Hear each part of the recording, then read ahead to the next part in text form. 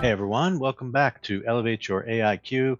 I'm Bob Pulver, and today we're diving into how AI is completely changing the hiring game. My guest is my friend Jeremy Lyons, co-founder of RecOps Collective and a leader in recruiting operations. Yes, RecOps means recruiting operations for those not familiar. We're tackling a huge challenge in hiring right now, which is AI-powered mass job applications. Candidates are using AI to apply for hundreds of jobs at once. Recruiters are drowning in applications. We've got fake candidates. We've got all kinds of stuff going on that we'll dig into. But what does this mean for the future of hiring? Jeremy and I break down the good, the bad, and the ethical gray areas in AI recruiting. And we talk about whether AI should be allowed in job interviews, why resume screening AI isn't always getting it right. If you're a job seeker, recruiter, or just AI curious, you're going to love this conversation. Let's dive in. Hello, everyone. Welcome back to another episode of Elevate Your AIQ. My name is Bob Pulver. I'm your host. And with me today is Mr. Jeremy Lyons. How you doing today, Jeremy? I'm doing all right, Bob. How are you doing? Doing all right. Doing all right. It's Friday. There's a beer in my future. Why don't you just give my listeners a little background about yourself and what you're working on? Yeah, definitely. So my name is Jeremy Lyons. I am the co-founder of RecOps Collective, which is a company that I founded at the end of 2022 to help make recruiting operations work accessible to companies in all different fields, not just big tech. And around the same time too, I started a newsletter specifically for the recruiting operations space, as well as soon as OpenAI released the ability to create GPTs, I created the most popular recruiting operations GPT. And last year did the first recruiting operations conference. So definitely keeping myself busy, also keeping myself very abreast at all the new technologies and how AI can be used, not used. How do we create human and AI interactions? So I keep myself pretty busy, but pretty plugged in, even if I look to get out of this space as well too. I think that's great. I think that's people need to follow your lead. I think that's going to be one of the themes of this conversation, which is, be curious, always looking to see how you can improve the way you see things, view things, get things done, etc. Well, before we even jump into that, the thing that I will Yeah. say is, not necessarily following my lead, but certainly I've made a lot of mistakes. So other people don't have to make those mistakes. And I can probably, point things out in different directions for people.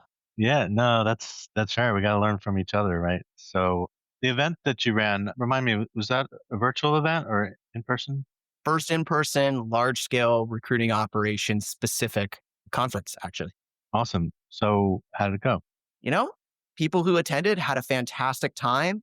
A lot of really great information, a lot of really great insights. One of the things that people really enjoyed was it was now attaching faces to names.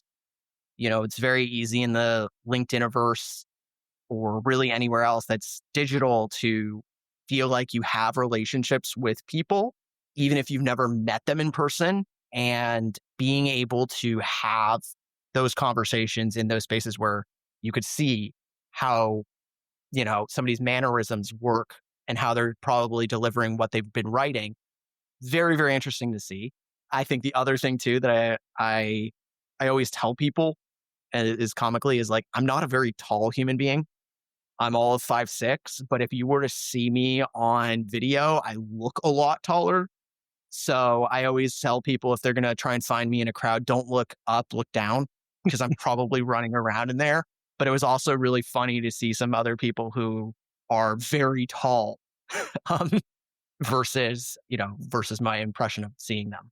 It's funny you say that because when I've met folks at some of these industry conferences, I really had no clue, right? So I kind of, I guess, had to look up and down.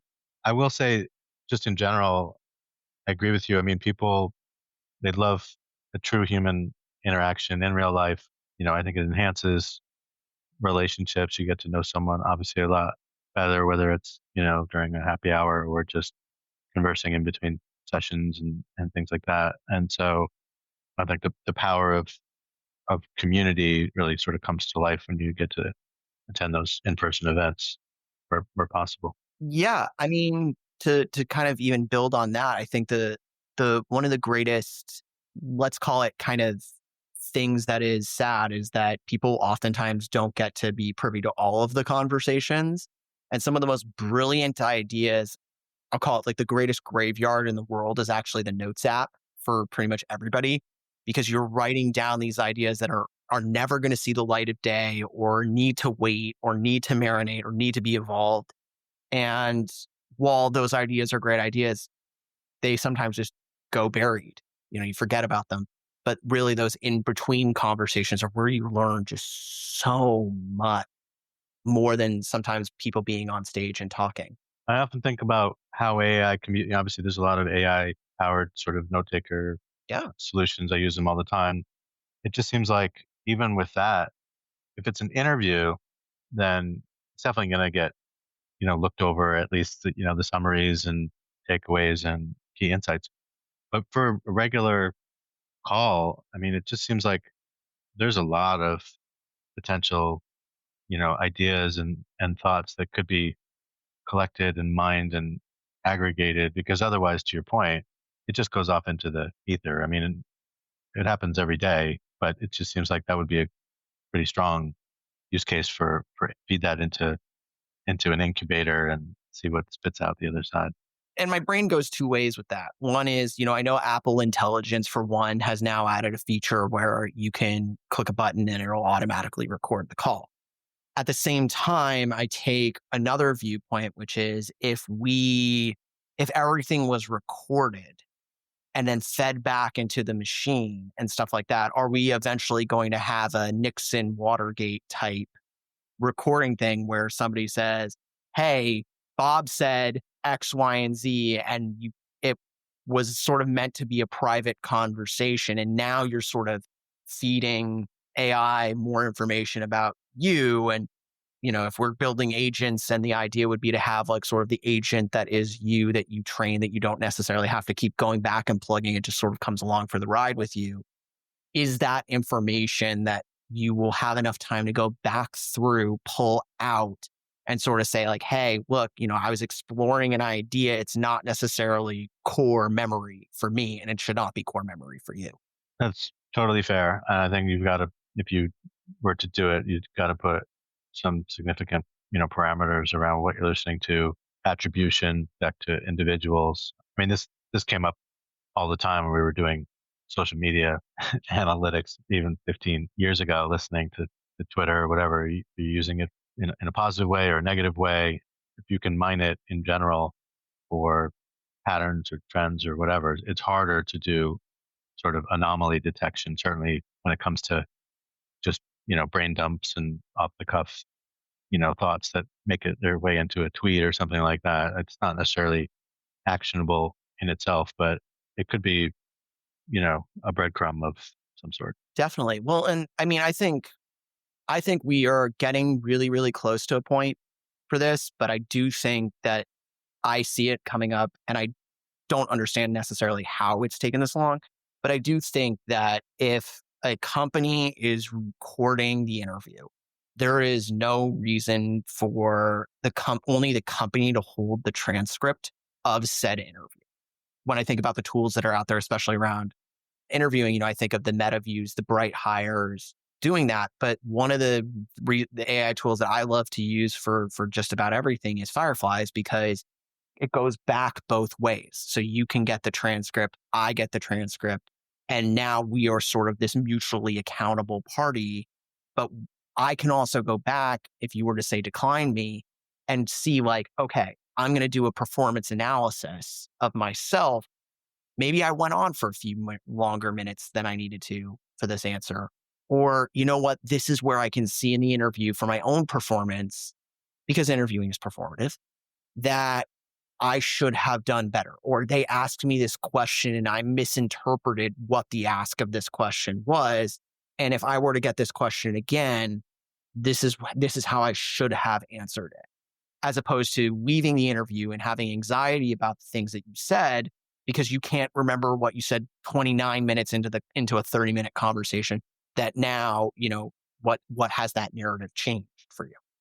I don't know for sure that nothing goes back to the candidate, but I totally agree with you. This should be should be some learnings from that experience. I know I've gotten feedback when I've done like not really an AI interview, but used like a Sapia kind of tool, answer these three rich text questions, answer them at your own pace.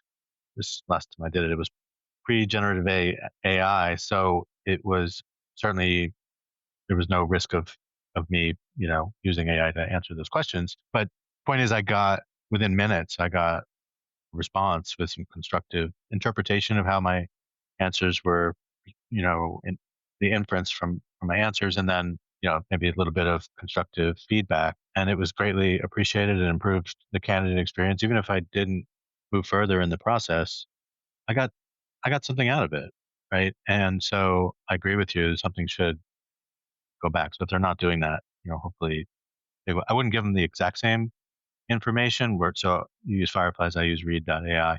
So same thing. Everyone who attended the call gets the summary, the action items, etc. And so maybe it's a little bit different, just like with Sapia, like the dashboard on the back end for the TA team looks quite different than what I got as a candidate, but still everyone gets some value and insight from the conversation of which we were both a party to. Yeah, well, and I think that I'm looking forward to the day where it can actually go like one step further. And it might already exist. But I think when you look at how communication is and how humans use communication from time and continuum, is that so much of human communication is body language. And how are you delivering information? How are you proceeding to tell people things? And I think that what would be really interesting from these tools is not only evaluating the quality of the answer, but also your mannerisms. And I certainly know, as somebody who is neurodivergent, one of the things that's really interesting to me, because I've received the feedback, is, well, executive presence. Well, is it distracting to have me move around or be looking around in a conversation as I'm trying to gather my thoughts? Well, that doesn't necessarily mean I'm like looking over at another screen to like try and feed back an answer. Maybe, I'm looking up and to the left, and that has a whole different thing in body language sciences. But for me, the ability to use my body to communicate my message, I think, is very important. But to certain organizations, what they kind of want is that not call it stoicism. It's not necessarily that stoicism, but it's like they want somebody who's going to stand there, shoulders back, chest up, does not move at all, because that's the stakeholders that this person is going to talk to. And they want to see that as opposed to something else. And that something could then be fed back and sort of said, like, hey, this is the personality of the company. They're not really a company that talks with their hands. So don't use your hands when you talk. That's something that you can learn. That's something that can be taught. And that's also good feedback. I mean, think about how TED Talks look and sound. Everybody talks the same, does the same thing with their hands. That has become a specific style. And there are people who coach people on how to do TED Talks. So I think that we're maybe steps away from that, but I do think that, like, as a candidate, that feedback can also be very important to you, especially if your goal is to move up in an organization and be an executive. And to some of us, that's not always the case. Sometimes you just want to be really good at what you do and stay at one level, and you don't need to be coached to have this sort of persona that it is not you. No, that's totally fair. I will say I have had a guest on that has a startup that does coaching based on physical presence. She started the company. She was a former professional ballet dancer, and so she got into like movements and all these things, and then somehow got into AI and built this whole thing where you can do full body recordings, and it will coach you about interpretation of your movements and mannerisms and style and stuff like that. It's pretty interesting. I mean, being somebody who did ballet and has a lot of dancer friends, I can tell you a lot of dance is pain, and you have to make it look graceful and not have it show on your face. Because honestly, being in point shoes is not comfortable by any stretch of the imagination. and yet you have to sit there and do that smiling. I would take mannerism coaching from a ballet dancer 9 times out of 10. Excellent. She'll be happy to hear that. Rachel Kosser is her name. I want to circle back to your the RecOps Collective and some of the feedback that you're hearing about, AI in recruiting and talent acquisition. A lot of surveys about folks in this space, pretty wide range of concerns, some optimism, but I guess cautious optimism. Some people embracing it, some people nervous about losing their job. Some people think they're irreplaceable because of the human touch that they offer, et cetera. What what kinds of stuff are you hearing directly from your community? Yeah, I mean, the biggest thing that I'm hearing right now is how are we as a community going to overcome basically. Hey, this is William Tincup, and you should know about the You Should Know podcast. It's a topical, fun podcast with Ryan, myself, and a guest or guests, plural sometimes, and we tackle the most timely topics of the day. Give it a look, give it a listen, and subscribe. Thanks. Application increases. So candidates using AI to apply out to hundreds of jobs. So how do you deal with that volume? The other thing that I'm hearing a lot of is around like fake candidates. So, somebody does kind of the first interview for you, and then the next one, somebody else joins, or maybe you're paying a service that does all the interviews for you, and then you show up day one and you're not the person that they've been talking to. So that's certainly a conversation that's happening. And then kind of the third one that I'm hearing a lot of people talk about is using AI during the interview. And, is that a good thing? Is that a bad thing? I think the debate that I hear, or at least the common theme that comes out, is basically something very human, which is we all get mad at the person who's using the thing the best or the most clever because we didn't think of it first. And so it's like you sort of can't get mad at somebody for using the entire game board to an advantage. That shows creativity, that shows how you can go about doing different things in a different kind of way. Yet people are sort of saying, well, that's not fair. You're not playing by the rules, which I think is a very interesting conversation that is being had around, well, all right, how are we going to incorporate the AI tech into our interview process where it's sort of like, this is okay to use and this is not okay to use. Like, it's okay to use AI to maybe take the initial prompt and use stuff, but like in the interview, what we want you to do is write the prompt in a specific kind of way so that it's not just sort of, hey, what's 1 + 1? And it gives you the answer. It's sort of like, I have a problem. I have one of this. I have one of that. Let's brainstorm some solutions for how we're going to get to that.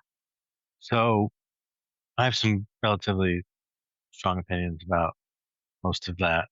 Well, I want to hear them. I mean, this is a conversation. I mean, let Yeah. listeners hear your perspective on the three things I brought up. Well, first of all, using AI to put your best foot forward in terms of the resume and a cover letter, if you're actually putting cover letters together, those are tasks that would be outsourced anyway, right? There are professional resume writers and cover letter writers. That's been a cottage industry for decades. So it really comes down to, is this task or is this request something that I'm being evaluated on, where there's some expectation that this is a work product from my own brain and my own hands, as it were. So I don't have any issue with that. And the fact that someone used technology to create a mass supply thing, that was inevitable. And it's, it's just a reaction to the game that has been created. So you're not breaking the rules, you're bending them. But that also means on the other side that someone's going to figure out a way to mitigate that, right? Maybe it's through two-factor authentication with the applications. Maybe it's some kind of new sort of CAPTCHA kind of thing that says, are you a human being applying to this job? Are you real? And do you even know where all these applications are going? So that when you get a response, because the response might be just an acknowledgement that we received it, but the response also might be, thanks for applying. Now go take this, pre-hire assessment or whatever. And now another action needs to be take place. Now you may build another agent to fill that out too. You may have your own candidate agentic, workflow that does all of these things and is able to react when it gets that response and has some of it's slightly, rules based, but some of it is just following the patterns and understanding your voice and how you would respond to those things. Anytime a candidate starts using AI where it should be clear and and should be common sense, where they're trying to understand how you and your human brain works, then that's I cry foul, right? Like to me it reeks of desperation if you can't fill that out yourself. And this isn't about time, the time it takes at this point. This is about, let's understand your thought processes, because we know you're going to use AI when you get here. Let's hope you will use it to make yourself more efficient and effective. And the company may already have some ways to do that, even if you don't bring your own, AI, so to speak. But this is an exercise to understand, especially like for a psychometric, behavioral assessment, maybe a take home assignment that hopefully they're compensating you for your time to do. But, the future is humans plus AI. It's not a zero sum game, one or the other. So to me, that's where I draw the line, because that is essentially, like you described, sending someone else to take your interview for you. I mean, I'm picturing, Ben Affleck, sitting in for Matt Damon and what's it called? Good Will Hunting. Good Will Hunting, my favorite movie that I can't think of the name of. But yeah, I mean, it's just like, what do you mean? Like, it's just not right. It's not ethical. There's three parts to that too, which, I mean, I'm loving that we're having this conversation. The first part, you talked about resume writers as a cottage industry, and it has been. I think one of the things that has grown out of this movement in technology has been resume people selling on fear. And that's something that I take offense to. And I know a lot of resume writer folks who also take offense to it as well. And it's this like iteration of, I'm going to write you a resume that is ATS compliant or is going to beat the ATS.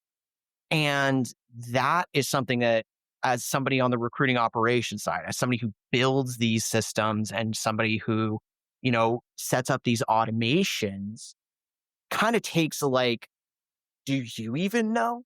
Like, there was somebody who reached out to me once and they were like, hey, we'll review your resume with our proprietary technology and do that. And I was like, cool, great.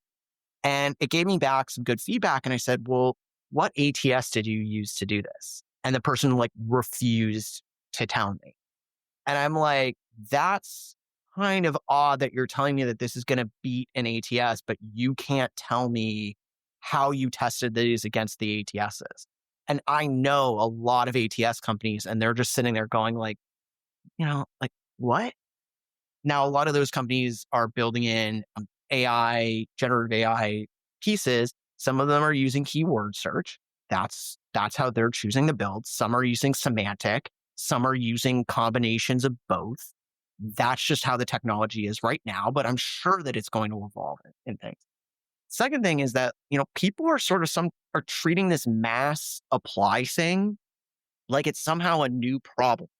And I remember 20 years ago applying to colleges. And this was like at the very first iteration of like the Common App or the UC app, where you could essentially create one application and fire it off to all of the universities in that system with basically just the like, hey, write a new resume and it's still going to cost you the same thing. And at the time, I don't know if this was ever a debate or what people were talking about. All we saw publicly was company or colleges being like, applications are up 500%. What we didn't necessarily hear at the time was colleges saying, this is how we are looking at resumes now to handle the volume. So this is a problem that has been around for 20 plus years, or if not longer.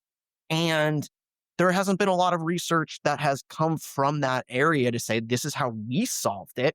Or maybe this is how we didn't solve it, but this is how we mitigated it. And this is how we've like gotten through. And then kind of to your last point, the human, the AI, this sort of thing. Brandon Jeffs and Matt Adler had a fantastic conversation earlier this week of January 27th, that just came out, where literally they talked about this idea between AI productivity, human productivity. And when we think about that, you get the John Henry problem, like humans are not going to be able to compete against machines. So what are we going to deliver that is just as equally important from a business outcome that's not necessarily going to show up on a P&L sheet, but how do we sort of talk about this productivity goals and how are we goaling each to sort of reach an outcome? Well, on the productivity piece, certainly I think that's only part of the picture, right? And especially when we talk about like individual productivity. I mean, we work in teams, we work in departments and divisions and organizations, and so we can't just have a couple random cogs going 10x and everyone else is still at 1x or 2x, and like something's going to break. I think that we need to think about, are we effective in our role? Can we use it not just to answer questions or perform some of the routine tasks, but how is it helping us aggregate more information to make more informed decisions? How is it finding signal in the noise, and some of the ways in which it can make us more effective to deliver more value and better outcomes? And so I totally appreciate the focus on productivity, because people are they're using AI, but a lot of it is more in the automation ballpark, which we've been doing, or some companies have been doing for at least a decade. Things based on writing scripts and following preset rules and parameters. So there's still quite a bit of that, even if it means putting that into system instructions of an AI agent or something like that. But I do think that part of understanding, I mean, maybe we should just give candidates assignments where they do have to use AI. I mean, it's only a matter of time before AI skills show up in job descriptions. Just like for us, it was, how good are you with, Microsoft Office and, using Mac OS X and, whatever. So that's where I get concerned. You mentioned some of the, when you think about students, early career folks entering the workforce, this is how you show, like you said, some of that resourcefulness, curiosity, an appetite for learning and growing. I mean, these are the durable skills that people are going to need no matter how much AI advances. And so how do we, teach those skills? And so while I recognize that some of this could be, resourcefulness, if you're setting up, second screens, trying to, have it give you, answers in the split second, before you can have an uncomfortable pause trying to answer an interview question, or, come up with a solution to a particular problem that's been asked of you, or write a particular, script, or do some coding exercises or whatever. I mean, it's just, if the vendors and the talent acquisition teams actually have to monitor for potential cheating? I mean, I know this is this is a perennial, you know, cat and mouse kind of game as well, but it just seems like, come on, like, Well, can you can be able to do the job when you get here or not? If not, then like, have a nice day. right. Well, and I think so. One of the more creative problem solving methods that I've seen to sort of counteract this AI tech weaving its way in has sort of been to do something that we've always done, which is, put in a knockout question. And essentially it says, like, it's a text field and it says, if you are an AI, write in the word blank. And then all you're doing on the back end of that is saying, if, let's say, banana, tag used AI, or if banana, automatically decline this. What I think becomes slightly harder in that equation becomes, all right, so we know that people are working on AI filters because they still want the humans to apply and all of that. So we know that that's the case. But what happens if, for example, you write for your agent, if you see this type of question, bring me back into the loop before you apply. So now you have answers that were written by AI for maybe a portion of it. You're now back into the loop as the individual. You're now writing additional answers. Now you have a 50-50 split. So is it sort of going to become something that on a back end filter, you sort of move the toggle up and down that sort of says, if 80% AI, boot them, or if, whatever it is. But you're right. The ultimate cat and mouse game has always been this employer versus employee fight. And what we've seen is sort of when the pendulum shifts between different types of markets, that everybody tries to grab back the pound of flesh that they gave up to get back to like an equilibrium point where they don't sort of feel like it's like they've given up too much.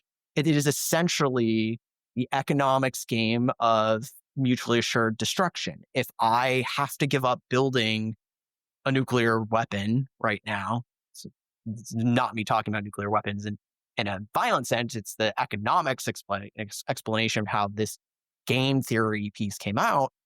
It's like prisoner's dilemma. This is exactly what we're running into. I think what is going to be fascinating to me was the job market used to look like it's an employer market, it's an employee market.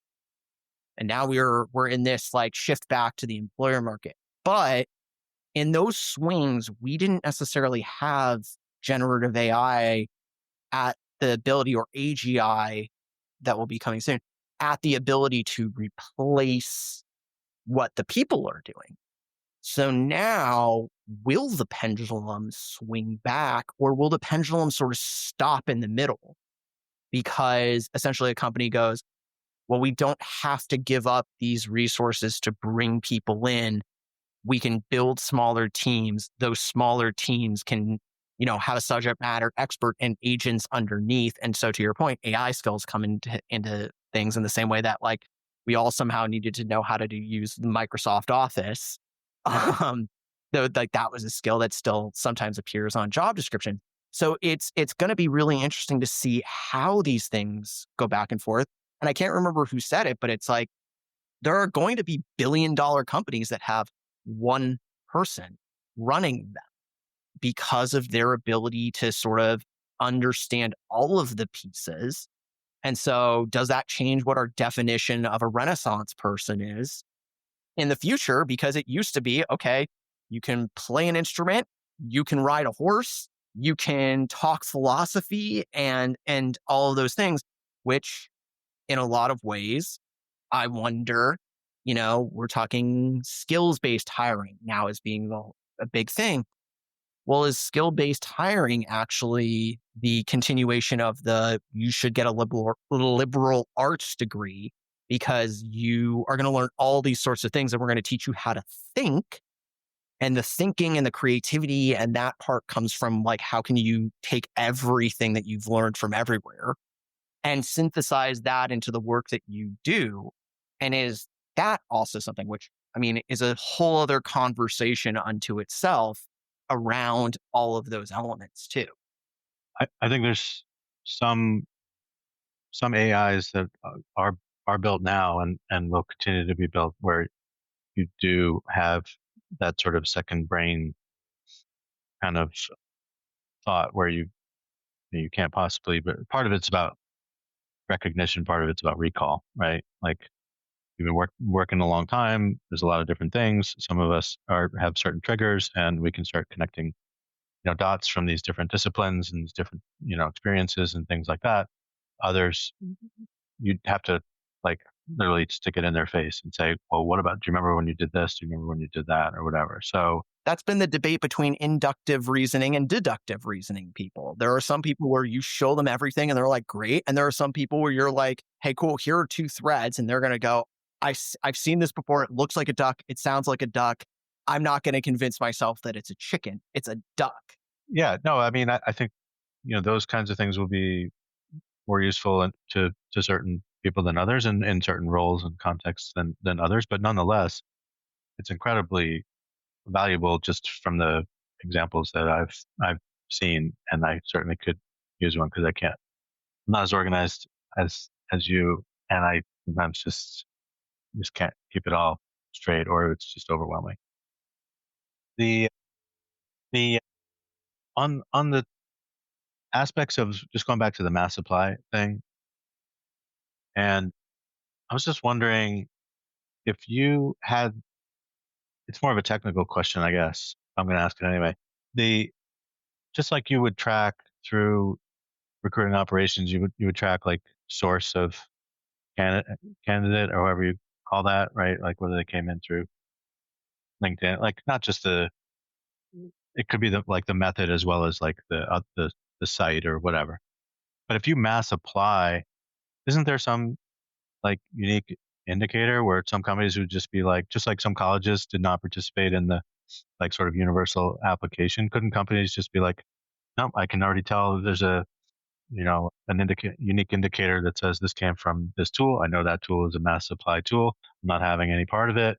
You're going to screw up my whole, team. And like, no, if you're serious about this job, then go to the read the job description and, apply. I'm not dealing with this nonsense. Couldn't you identify that and just like block them? I love this question. I'm going to answer it from my knowledge base with what I think based on conversations with other people. I will knowingly admit and tell people before, this is a very, very good question. And I'm giving my personal opinion based on what I know. And my personal opinion could be wrong. Have you ever wondered what really makes a generation tick? Who gets to pick the name? And why the slang keeps changing? Don't worry, I can help. My name's Dr. Megan Grace. On #Gen Z, I share the voices and experiences of Generation Z, how they're different from other generations, what moves them, and why they do what they do. In each episode, we go beyond the buzzwords and the stereotypes to dive into real conversations and the insights that matter to making intergenerational collaboration a reality. You can catch #Gen Z on the Work to Find podcast network and wherever you listen to podcasts. Okay, so there's a couple elements to this question, which is where did the candidate come from? And the other part is how did they apply? Most ATSs right now are not necessarily going to be able to tell you the how. They're going to tell you the where. And that's because mostly when you look at the where, that is something that that has always sort of been tracked in recruiting, even when it went back to handshakes and like, hey, you should hire Bob because I know Bob, or nepotistic hiring, like Bob's my brother, you should hire Bob, here's a handshake. And then somebody says, hey, how'd you find Bob? Well, I know Bob from Jeremy, and Jeremy introduced me to Bob, and that's how we got Bob. That's been sort of something functionally there. What you bring up, though, is a really good point, which is you probably could go back into the code base of these things and look at what is in there in the code. And to most companies, well, that might actually start to take more use or like be a better thing, because what you might want to be looking at, And I know that there are things like tracking pixels that you can use that marketing uses. I mean, other tools use these too, where you can say, how long did somebody spend on a specific page? And you could go back and you could say, like, it looked like Bob spent 5 minutes on this job application. If above 5 minutes, probably human. Versus if it's an AI mass apply and it's coming through, you're probably going to see something infinitesimally fast that you could then say, probably not human in terms of how this person applied. So I think that it is. But then the question that you have to ask is, all right, we figured this out, but what is the impact? Like, all data is just data, and you can lie with data, which is something I think people sort of think math is this infallibleness of everything. And you need to, like, the math is never wrong. Well, the math can be wrong. It's how you present it. But what's the impact of this? Why do we care? And most of the time, like, well, from the recruiting lens, we care because, one, we want to know if this is a real person. Two, we want to know what's the candidate experience like? And the application piece, if we're like, hey, look, we're looking at this thing, and maybe it's like going through Workday, and it's like, candidates are spending 20 minutes to fill out one application. This is not worthwhile for the candidates. How do we bring this down to a reasonable number? And we're going to call a reasonable number 5 to 10 minutes. How do we bring it down to that? That's what we care about, the candidate experience. But then we have to ask the question is ultimately, does the business even care about this? Because how do we present that this person, like, most of the time, the business is not going to be like, oh, well, you got this person from shaking hands on the street. What they're going to be going after is, how do we replicate finding great talent for our organization? What does that great talent look like? And then address the question of, how do we repeat this? And how is this person driving impact? Ultimately, there are details that matter to a recruiting team that we want to report out because we think that that's great. But the business might not care how you get there or why you got there in that kind of way. So then when I think about all of what I've just said, then it becomes, well, why haven't ATSs designed this as like straight standard whatever? Point is that they've probably done the business impact assessments. They've probably talked to a number of people. And in doing that, essentially determined, you know what? We don't need this. This is a nice to have. It's not a need to have. So we're not going to build this into the platform. Seems like you're getting, I guess it depends on the market, which obviously fluctuates, like you said. Sometimes it's a candidate market, sometimes it's an employer market.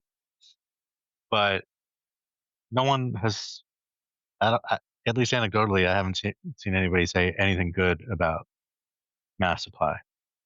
At least for the candidate, I understand it's not, these applications are time consuming, and we know which ATSs are often creating a lot of that time suck. But, and so I do appreciate it that, candidates' time is valuable too.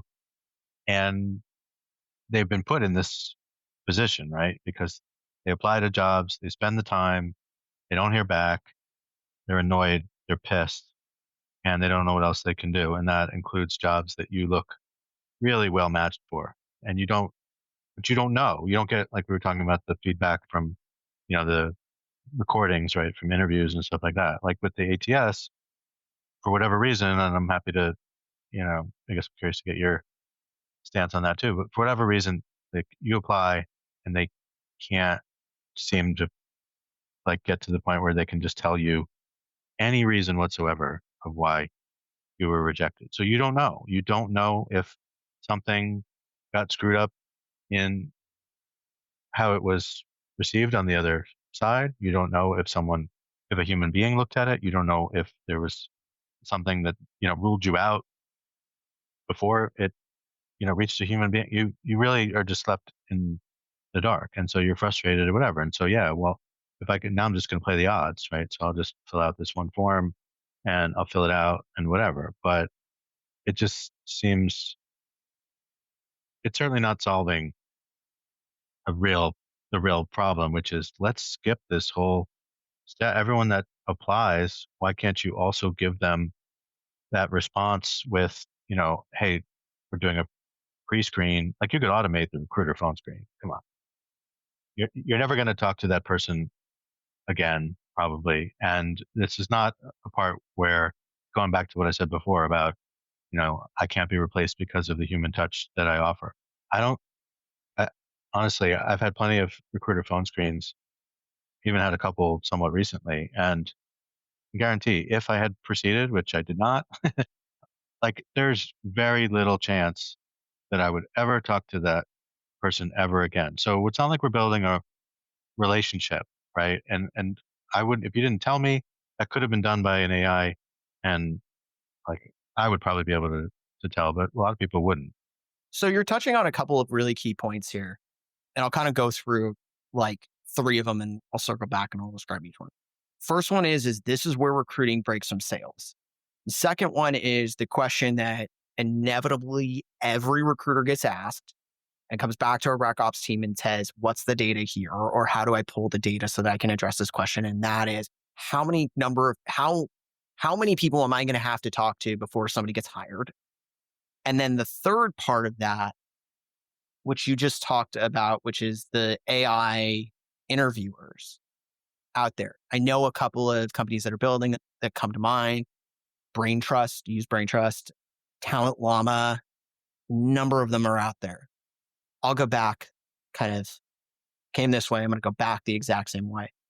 To your point, what you could do is give everybody a first round interview if you are using these tools. Because essentially then all you are doing is they are going to conduct the interview the exact same way. You're going to basically turn it into the scientific method. You have a hypothesis, that is this role. Or the hypothesis is that you're going to find somebody who has applied who has done this role. You're now testing to get back to that. So if you can interview 1,000 people because you're using an AI interviewer, which can be done at any point in the day. So now you've got candidate when it's convenient to the candidate, is not going to get tired, is going to get you sort of the same results. Why wouldn't you then do that? So that's question one. And I think that that's a broader question that is getting answered. And usually the counter argument that you hear for that is, well, but they need the human touch. Ultimately, they want the job. So now we take it back to the question from the hiring manager, which is, how many people am I going to have to talk to before I find out?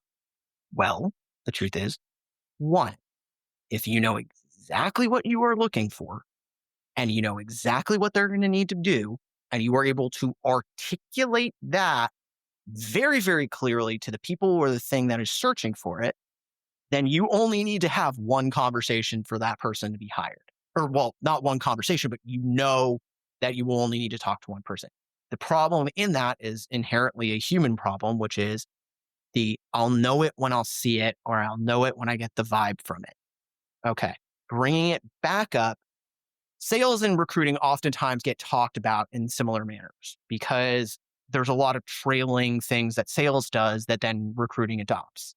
Sales gets revenue operations, sales ops. Recruiting comes back, gets revenue, sales ops. It all starts out of this thing where technology is getting more sophisticated. The need to use data to make sure that you're maximizing the amount of time that people are spending is useful. And when things are going back and you want to make sure that you're maximizing and not pulling away from resources. Okay. Problem between sales and recruiting is that when you look at the top of the funnel, you want more people in sales. You don't necessarily want more people in recruiting because now you're dealing with the most combustible element on the planet, which is human emotion. So you only have usually one role to sell.